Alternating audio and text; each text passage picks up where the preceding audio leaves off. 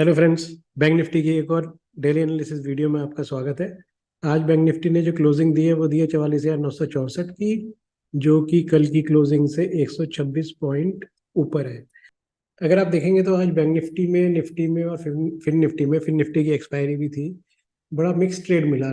Nifty जहां negative territory में जाके बंद हुआ 25-26 पॉइंट, वहीं बैंक निफ्टी 126 पॉइंट ऊपर जाके बंद हुआ। ये बहुत रेयर होता है कि निफ्टी और बैंक निफ्टी दोनों अपोजिट डायरेक्शन में जा रहे होंगे। बट क्योंकि वो दोनों अलग अलग डायरेक्शन में थे, इसलिए वो दोनों ही ज़्यादा मूव नहीं कर पाए। अगर वो सेम डायरेक्शन में होते तो शायद वो दोनों ज़्यादा अच्छे से मूव कर पाते।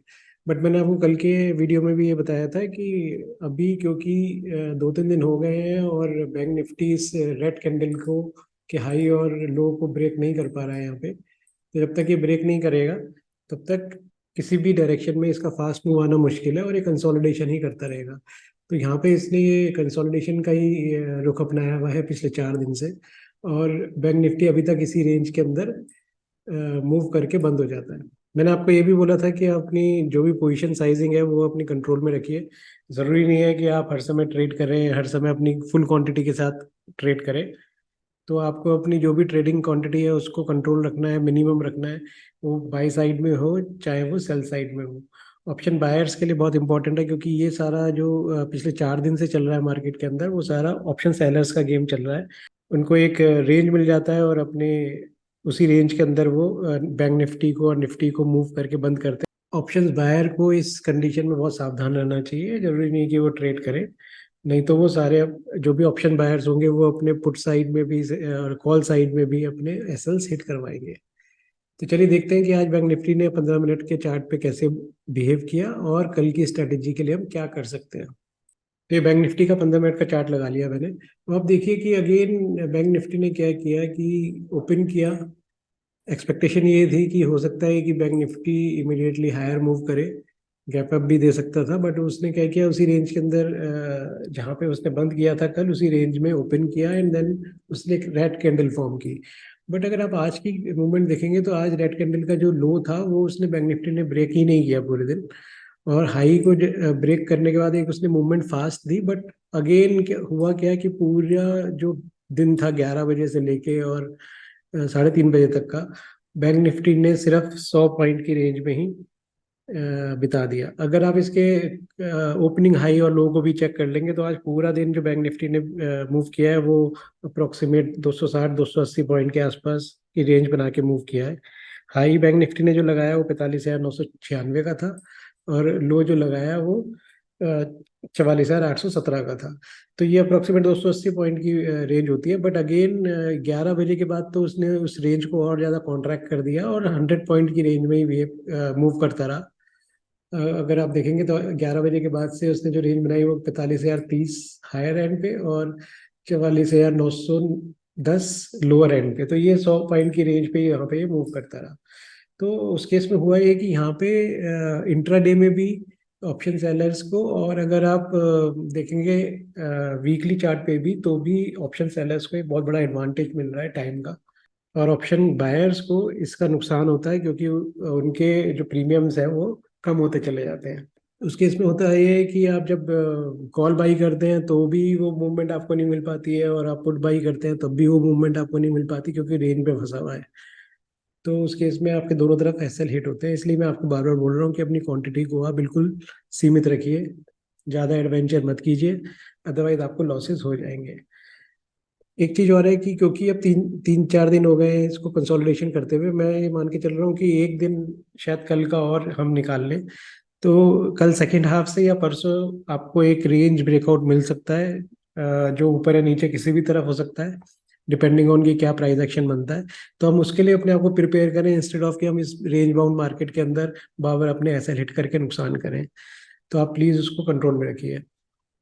चलिए हम देखते हैं कि कल हम बैंक निफ्टी में क्या स्ट्रेटेजी बना सकते हैं और अपने पोजीशन साइजिंग को हम किस टाइप से एडजस्ट कर सकते हैं।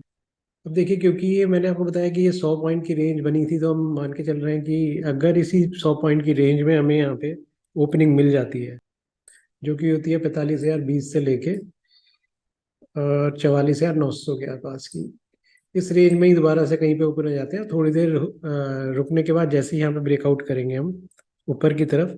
तो ऊपर की तरफ आपको फर्स्ट लेवल मिलेगा 45,090 का, सेकंड लेवल मिलेगा आपको 45,240 का, ये मैं आपको थोड़ा सा बड़ा दे रहा हूँ गैप। एंड तीसरा मिलेगा आपको 45,350 का।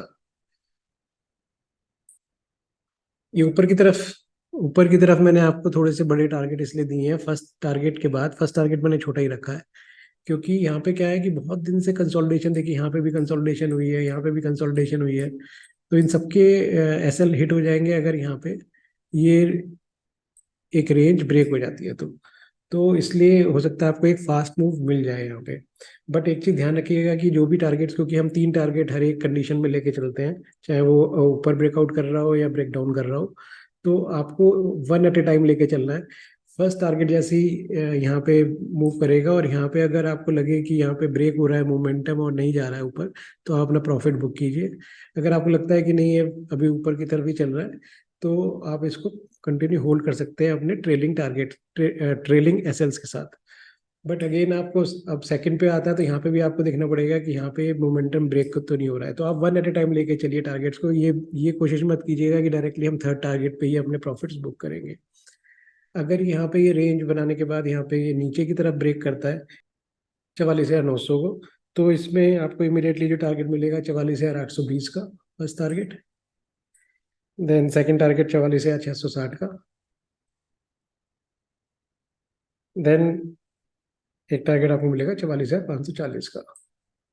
ये 3 टारगेट अगेन आपको मिलेंगे, और अगेन इसमें भी आप वही सेम कंडीशन अप्लाई करेंगे कि एक वन एट ए टाइम लेके चलेंगे।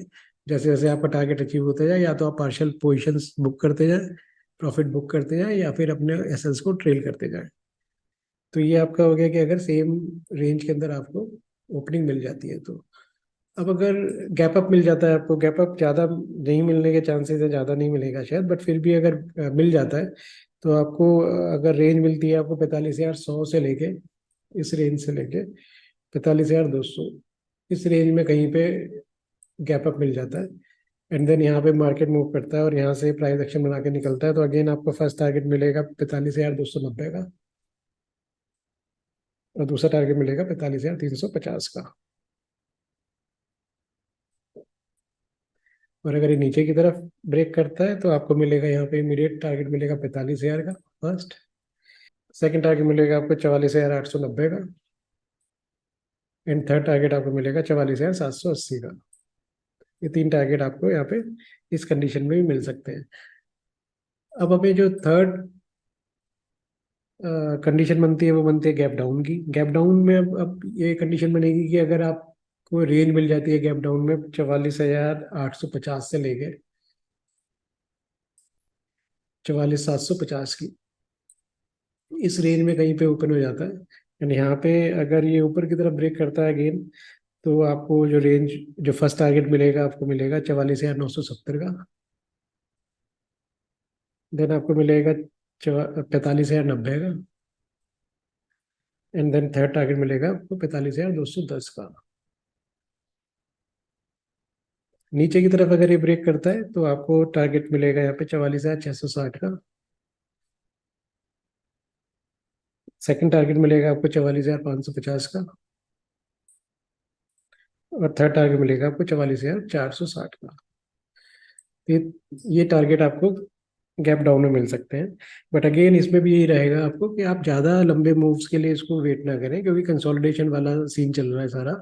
तो आप one at a time target लेके चले, एक टारगेट अचीव हो जाता है तो आप देखें कि वो मोमेंटम ब्रेक तो नहीं हो रहा है, ब्रेक हो रहा है तो आप निकल जाएं, नहीं हो रहा है तो आप उसको ट्रेलिंग एसएल्स के साथ उसको होल्ड करते रहें।